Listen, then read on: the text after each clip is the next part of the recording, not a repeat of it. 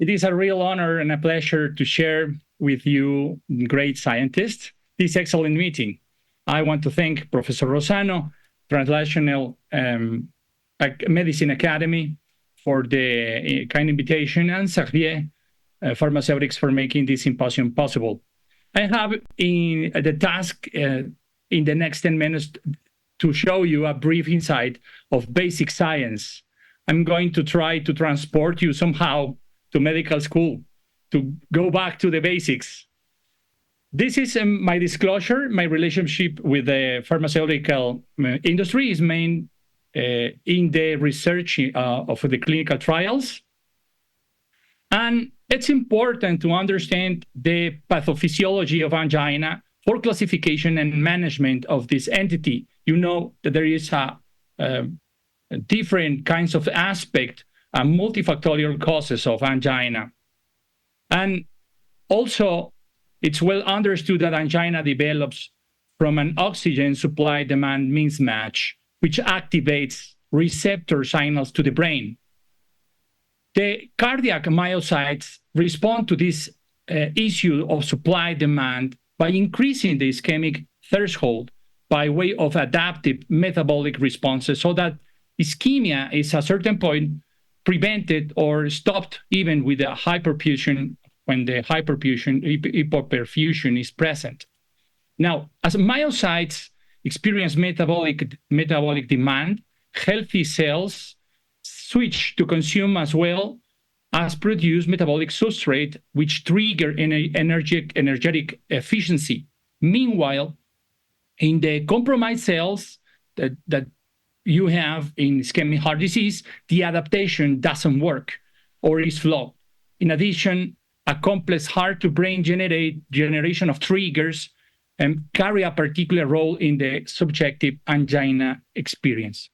Moreover, the hypoperfusion as a surrogate of ischemia may be oversimplistic, as impaired myocardial blood flow doesn't necessarily correlate with myocardial hypoxia. Specifically, the ischemic threshold may be increased by metabolic crisis.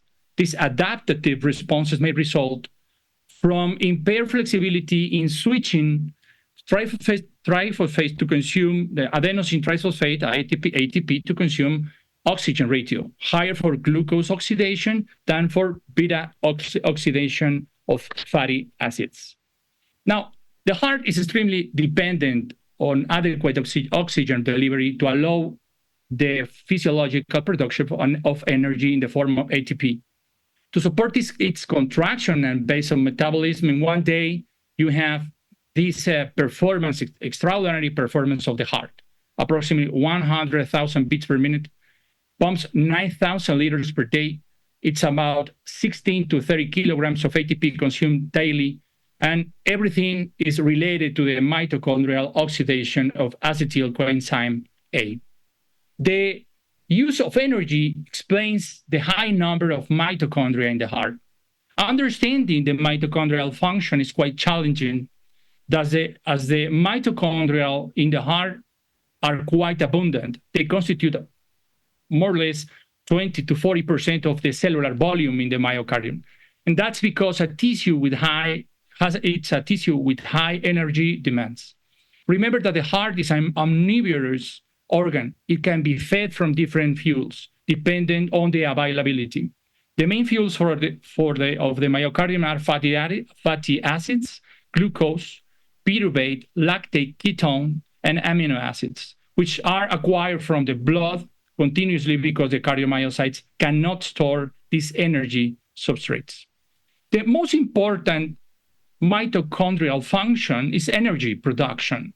Mitochondrial uses carbon sources from food substrates, mainly glucose, but also they use fatty acids, ketones, bodies, to produce the ATP by driving the tricarboxylic acid cycle. That supplies electron carriers like NADH, the nicotinamide adenine dinucleotide hydrogen, and flavine adenine dinucleotide hydrogen 2.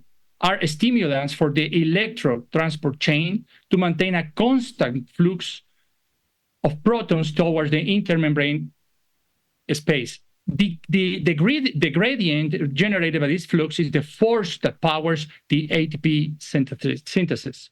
Mitochondrial substrates don't enter directly into the tricarboxylic acid cycle. Fatty acid and ketones are oxidized first inside of the mitochondria and broken into acetyl coenzyme A. Glucose lactate are converted into pyruvate, and then in the cytosol, and then the pyruvate is converted into acetyl coenzyme A in the mitochondrial matrix. Amino acids can also supply not only acetyl coenzyme A, but also other tricarboxylic acid intermediates.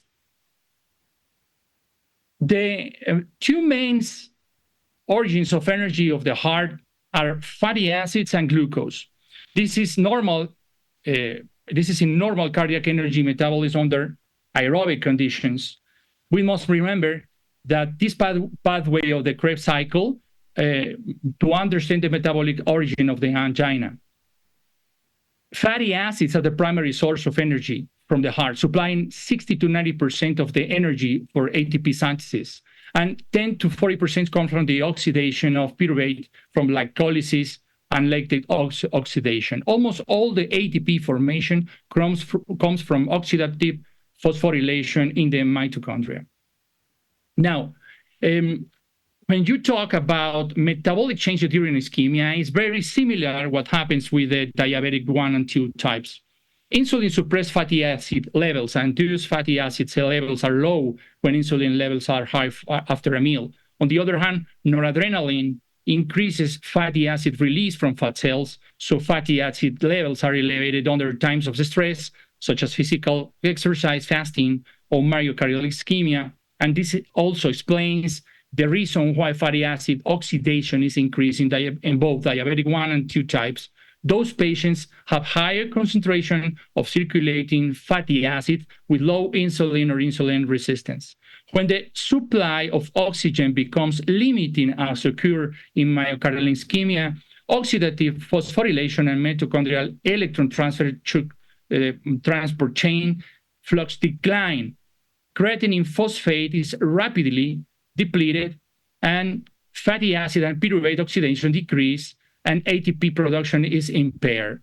The accumulation of lactate and hydrogen drops in intracellular pH and acidosis, which has a directly inhibitory effect on contractile function. There is a high rate of conversion of pyruvate to lactate in the cytosol and a raise in tissue lactate content. This is the initial trigger for the angina. Instead of the normal uptake of lactate from the blood, the ischemic myocardium switches to produce of lactate. Sustained ischemia leads to ATP depletion and necrotic cell death with the time. This is also an increase in the shift of beta oxidation over glucose oxidation by the mitochondria. Up to 90% of the ATP is produced via fatty acid metabolism, increasing the consumption of the oxygen. This mismatch between the glycosylation and beta oxidation confers an increase in the ischemia symptoms. This cause of changes can be reverted enormously by using metabolic agents like trimetazidine. Trimetazidine is a great agent that interferes with the production of free fatty acid 2-acetylcoenzyme through blocking this enzyme, the 3-ketoacyl coenzyme thiolase. And this helps to improve the cardiac function, providing better performance of the ATP through the Krebs cycle. And it can be related and translated to angina.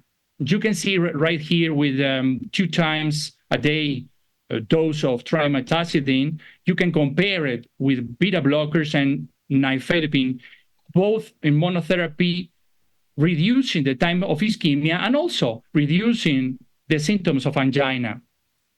you can relate this also when you see that patients which are first treated with dinitrate or with nitrates and beta blockers, they can be better performance with when you add trimetazidine to beta blockers than when you have a matching treatment with that nitrate with beta blockers. Also, you can see a reduction, a significant reduction of episodes of angina when you compare trimetazidine versus placebo with atenolol in the other part. This is the Vasco study.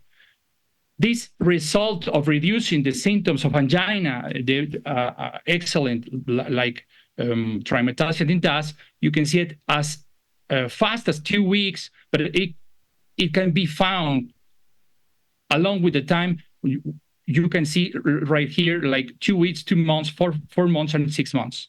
This is with 2 times a day with the trimetazidine, but also you can find that with 80 milligrams once a day in the other study, also by the Dr. Maria Gleiser, which in this study, ODA, they used trimetazidine to reduce the episodes, weekly episodes of angina. Eventually, even until 3 months, with a reduction of 80% of the symptoms. This you can also find it not only in the ischemic heart, but also in the metabolic crisis in the heart, in the heart failure patient. A multitude of therapeutic targets encompassing myocyte metabolism, coronary microcirculation, nociception, and neuromodulatory pathways may be effectively addressed by these agents like trimetazidine. Okay, my conclusions are in 3 steps. We must be aware that angina and its equivalents are the outcome of metabolic imbalance in the heart, not only ischemic heart disease, which has multifactorial aspects, but there's evidence to support that this metabolic crisis can be explored with novel and classic treatments that will help to relieve the symptoms and stopping ischemic damage and angina. Thank you very much for your attention, and I'm looking forward to discuss a little bit. Thank you very much, Francisco. Very nice overview, and on a very something that it may be a little bit difficult to explain and to understand, but you did it very well, and I'm sure that all our audience have understood very well the mechanism. Now, if you were to say explain in a very few words to your patient how the trimetazidine works differently in compared to other agents and why they should use it, what would you say? Because you've seen what I showed you earlier, the fact that often patients say, we don't understand. So what would you say? Yeah, that's a great question. I think the main message is you have more energy for your heart. That's the best way to describe trimetazidine, how it works. That's the first thing. But the second thing that is really important is that it has no hemodynamic effects. So you can tolerate better. It has a few side effects, very few side effects. So those both components are quite elegant to explain for the patient. Yes, no, that's very good. And I mean, if you say that there's more energy, they immediately understand. And do you get patients asking also whether that has an effect on the muscular strength? Yes, of course. There's evidence that you can say that ejection fraction, you can see that it's increasing with the use of trimetazidine in ischemic patients. But you can also explain to the patient that this energy translates in better function of your heart, and you can add some kilometers to your daily exercise. Yes. And I mean, you also told us very clearly why we should start from the beginning, the combination therapy, because it works completely different and is complementary to other medications. Now, in your practice, how often do you start it from the beginning? How often you wait before starting it? Yes. That's a very recurring question, because how soon should I use trimetazidine?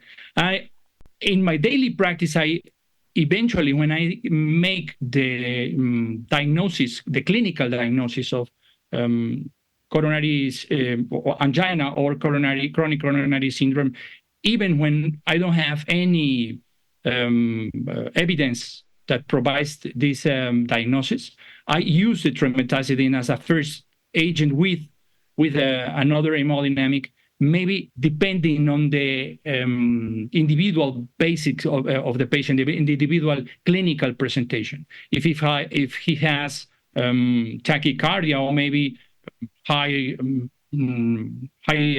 rate of BNP, Okay. I can use beta blockers. Or if he has a little bit of hypertension, we can use calcium blockers. And then I can combine with trimetazidine these two aspects for the first time I see a patient, and afterwards I try to explore what is the cause of the angina. No, excellent. And another thing is, I would like to ask you is regarding the tolerability of the drug. Now, how do you get the feedback from your patients on how it's tolerable, and whether you've seen any important side effect ever in your patients taking trimetazidine? Yes, from the patient view, I think it's the best agent that it's tolerable, even better than beta blockers. You can see a few side effects, like in patients with Parkinson, you are obviously contraindicated to use it because increases a little bit the tremor. But despite that, I think there is no too many side effects. Some can say that gets a little bit of sensation of nausea, maybe, but that's it. I don't recall any big deal symptom from the patient regarding trimetazidine, despite the fact that they maybe are using it with another agents that could provide some of the side effects, and you can mix the reason of the side effect. Maybe you can add beta blocker or a calcium channel blocker, and sometimes those are the ones who has the side effects, and you have to explain the patient that the trimetazidine didn't provide the side effect that they are feeling in that moment. No, entirely. And I mean, this is also my experience. It's extremely well tolerated, and you rarely see any patient reporting any symptoms. So we'll come back on the discussion, on the general discussion later. Now it's we'll move on to a year of chronic coronary syndromes news, and it's a pleasure to invite Dr. Nilson Lopez from Colombia. Please,